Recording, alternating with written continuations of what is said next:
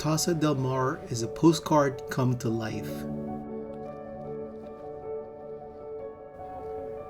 It's the kind of place that makes you wonder why you haven't thrown away your phone into the sea and stayed forever.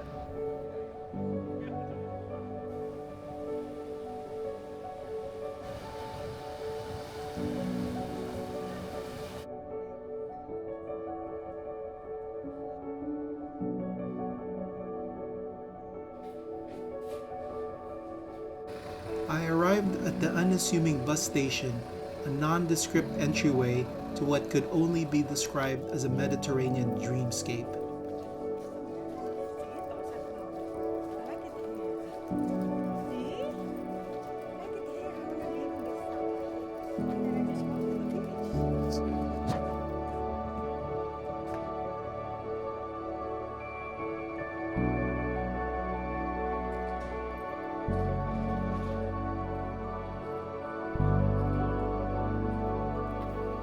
The first steps into the town itself were like stepping into a film set.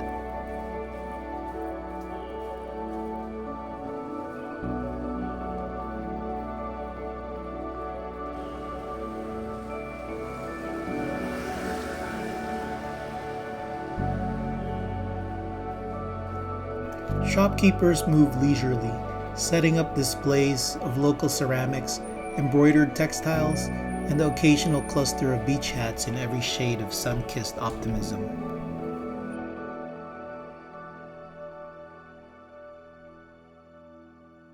I followed the pull of gravity, tracing the path through its labyrinthine streets. Every turn offered a surprise, a sun-drenched plaza, a half-hidden cafe buzzing with locals, or a glimpse of the blue beyond.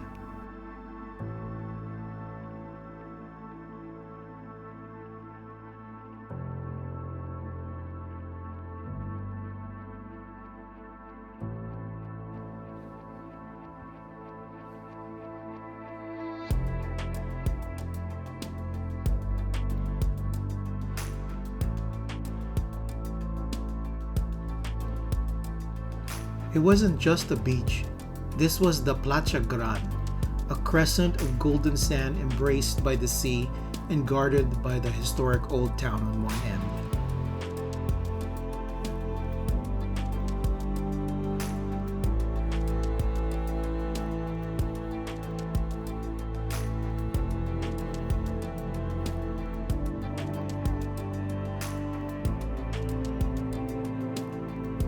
The water, impossibly turquoise, shimmered in the late morning light, inviting but not insistent. This was a place that knew its worth.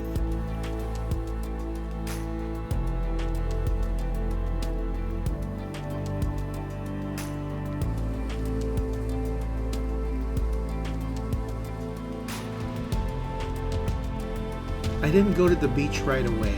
Instead, I let it hang in the background like a promise, while I wandered up into the old town, Vila Vella.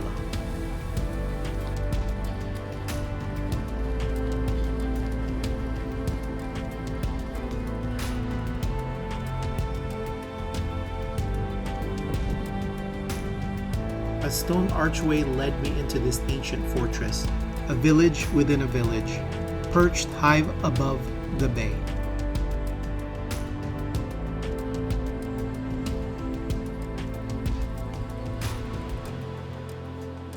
Its cobbled streets twisted upward, flanked by medieval walls and towers.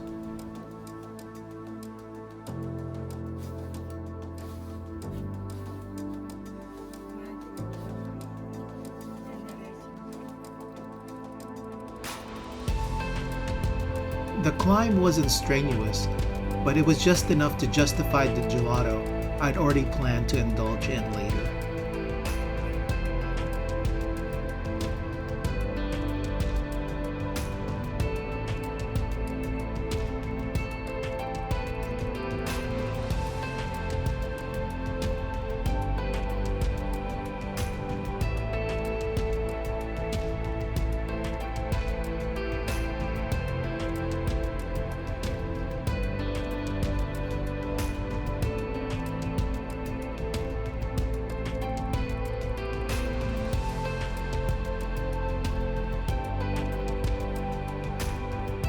At the top, the views were staggering.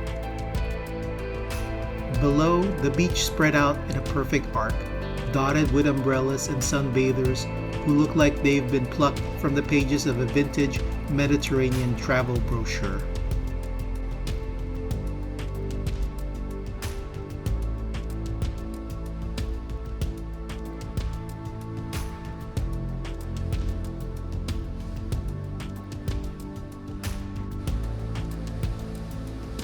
Beyond the town, the rugged Costa Brava coastline unfolded, jagged cliffs plunging into the sea, each cove seemingly more beautiful than the last.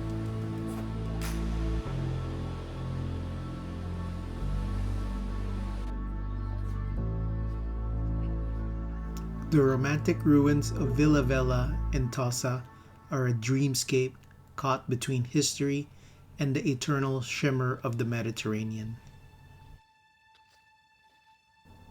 As you ascend the winding cobblestone path, the air grows thick with the scent of the sea, mingling with the earthly aroma of ancient stone warmed by the relentless Catalonian sun. Vila Vella isn't just a place, it's a reverie, a walled fortress whispering stories of pirates, poets, and kings, clinging precariously to the jagged cliffs as if refusing to let time drag it into oblivion.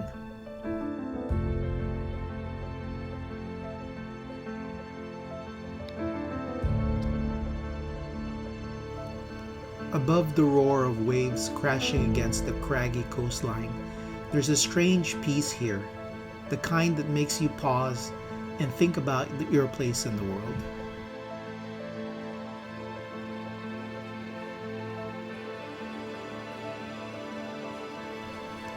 The views from the top are, in a word, staggering.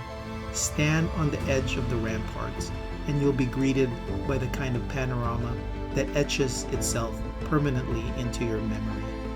The cerulean sea stretches out endlessly, the waves glinting like crushed diamonds under the sun.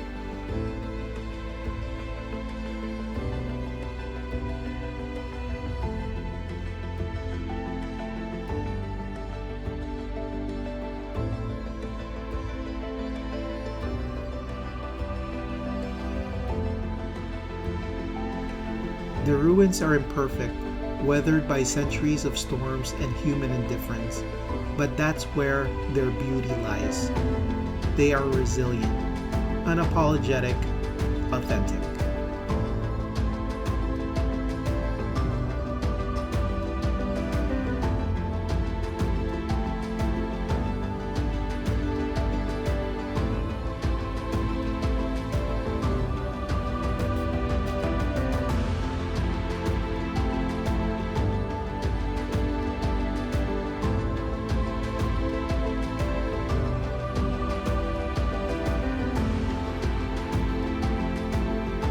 Eventually, the heat of the day, and perhaps a longing to feel a part of that beach scene below, drew me back down.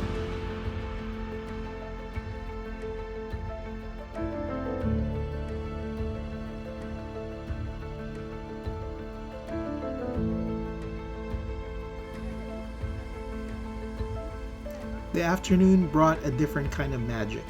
Refreshed and slightly sun-dazed, I wandered back into town.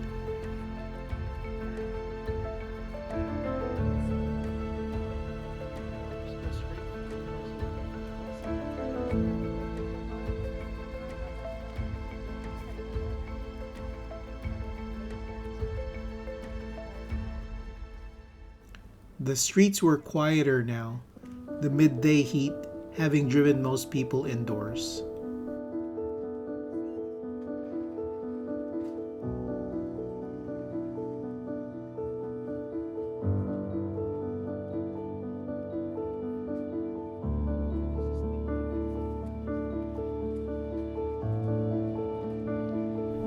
Around me, the beach buzzed with life. Families picnicked, children squealed in the surf, and a man with a deeply weathered face strolled the edge of the beach with me.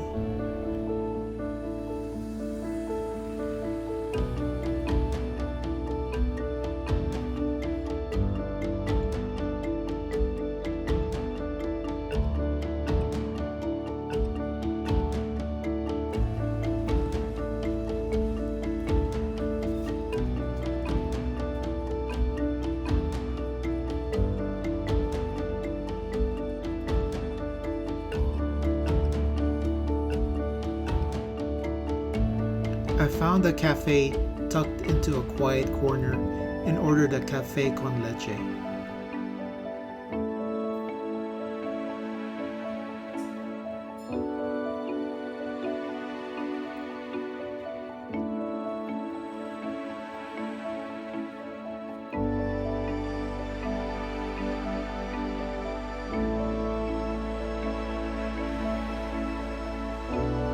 There's something inherently sacred about small beach towns. They exist in a space between what is and what could be, a promise of solitude, connection, and that fleeting joy of simplicity.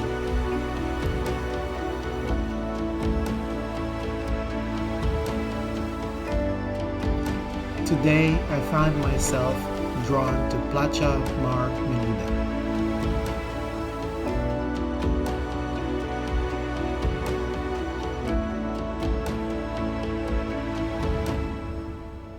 This is Mar Menuda. Not the biggest or most famous stretch of sand, but it had a quiet dignity about it.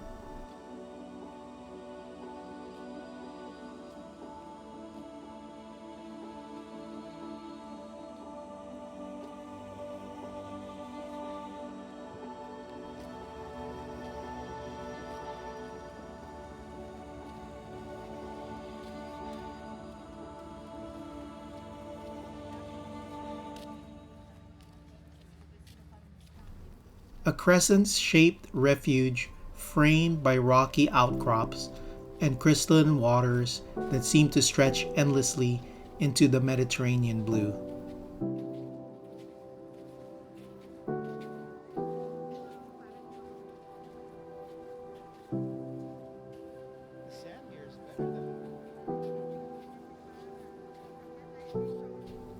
The warmth of the sun was like a welcome weight, grounding me in the moment. I watched as locals and tourists alike fell into the hypnotic rhythm of the beach.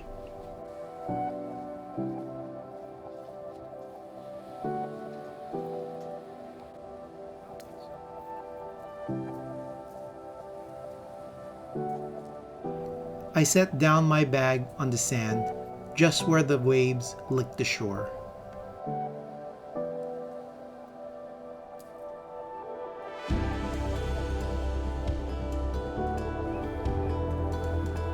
Lying there, I felt time slow down.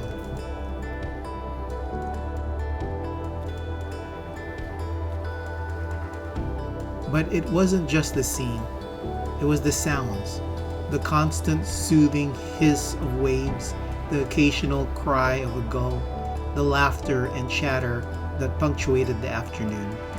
It was the taste, the salt in the air, the hint of brine on my lips.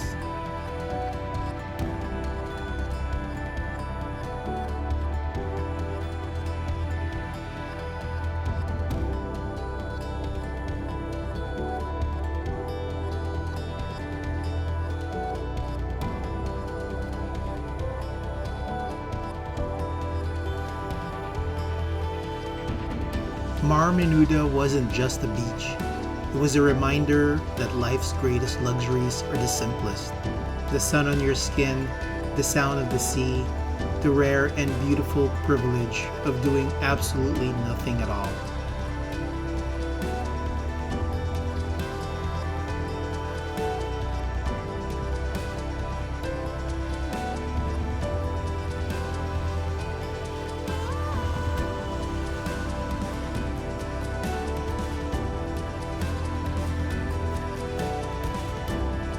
As the day turned into late afternoon, I found myself walking away from Vila Vella and Mar Menuda, reluctantly heading back to town.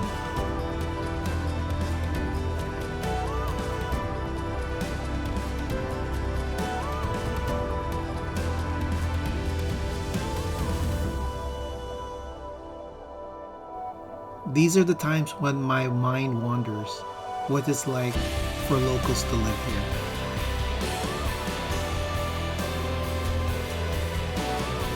I try to look through the windows and the doors, trying to imagine what their life is like. ask myself, would I be able to live here? Would I be happy here?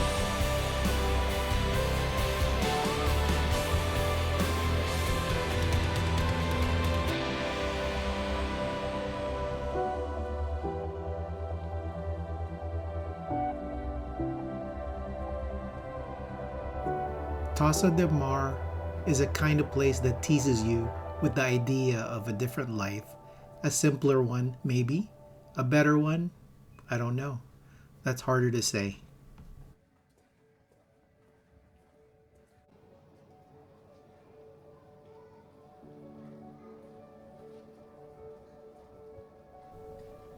The rhythm of Tossa is unhurried, deliberate. There's no rush, no frantic pulse that you find in the cities like Barcelona or Madrid. It's a town that seems to live for itself, not for outsiders like me. Still, I was drawn to it, to the people who called this place home.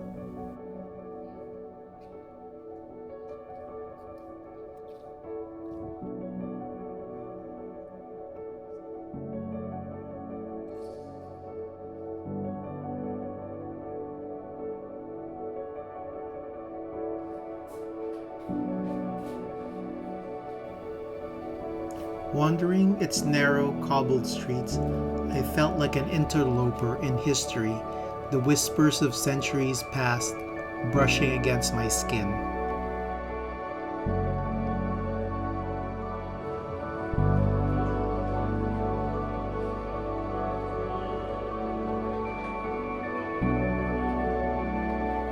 This town seduces you slowly, pulling you in with its unhurried charm and leaving you wondering why you'd ever want to leave.